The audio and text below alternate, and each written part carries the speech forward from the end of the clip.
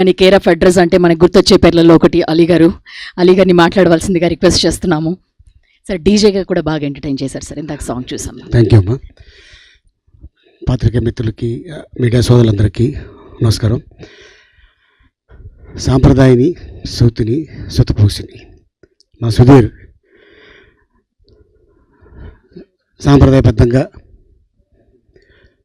శుద్ధి లేకుండా పోసకొచ్చినట్టు రేపు 6వ తారీఖు చెప్పబోతున్నాడు. సో అంత అద్భుతమైన ఒక కథ శివాజీకి చెప్పి ఒప్పించి, నేను ఎన్ని రోజులు షూటింగ్ చేస్తాను అనేది నాకు తెలియదు సార్, మీరు ఇన్ని రోజులు నాకు టైం ఇవ్వండి అంటే నేను ఇంతే ఇస్తాను అబ్బాయి అని చెప్పడం జరిగింది. అంతలోనే తను ఆ సినిమా తీయడం కూడా జరిగింది. లక్కీగా మాకు ఓటీటీలో వెళ్ళే టైంకి ఆ సినిమా అనిల్ రావుపూడి గారు చూడటం, అబ్బాయి ఇది థియేటర్లో రిలీజ్ చేయండి చాలా బాగుంటుంది అని ఒక అద్భుతమైన ఐడియా ఇవ్వటం, దాంతో మా బనివాసు గారు ముందుకు రావటం అండ్ నిజంగా చాలా ఆనందంగా ఉంది. అండ్ అంతేకాకుండా ఇటీవల మధ్యకాలంలో థియేటర్లో ఒక 2 గంటల సేపు కూర్చొని డెఫినెట్గా ఎంజాయ్ చేసే సినిమా శివాజీ తీసిన ఈ సాంప్రదాయని, సూతిని, సుతపూసని. సో వీళ్ళిద్దరు కాంబినేషన్ మా అందరికి తెలుసు. మిస్ అమ్మ, అలాగే టాటా బిర్లా మధ్యలో లైలా, అదిరిందే చంద్రం, అలాగే ఇప్పుడు 4వ సినిమా, ఇది 4వ కాంబినేషను ఈ సాంప్రదాయాన్ని, సూతిని, సుతపూసని.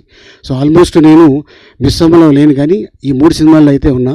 అదిరిందే చంద్రం, టాటా బిర్లా, మళ్ళీ ఈ సాంప్రదాయం, సుతపూసని, ఈ కాంబినేషన్ డెఫినెట్గా పెద్ద హిట్ అవుద్దని నా నమ్మకం ఉంది. అండ్ డైరెక్టర్ మీద చాలా కాన్ఫిడెంట్గా ఉంది. ఎందుకంటే తను మాకు ఏదైతే చెప్పాడో అదే తీశాడు, ఏదైతే తీశాడో అదే చెప్పాడు.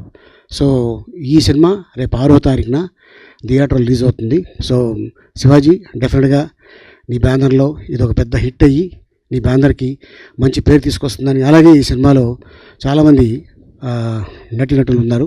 అంతేకాకుండా టెక్నీషియన్స్ ముఖ్యంగా ఈ సినిమాకి చాలా కష్టపడ్డారు. ఎందుకంటే ఒక టెక్నీషియన్గా తను హీరోగా కానీ ప్రొడ్యూసర్గా కానీ ఎక్కడ కనిపించలే. తను ఒక టెక్నీషియన్గానే పనిచేశాడు శివాజీ.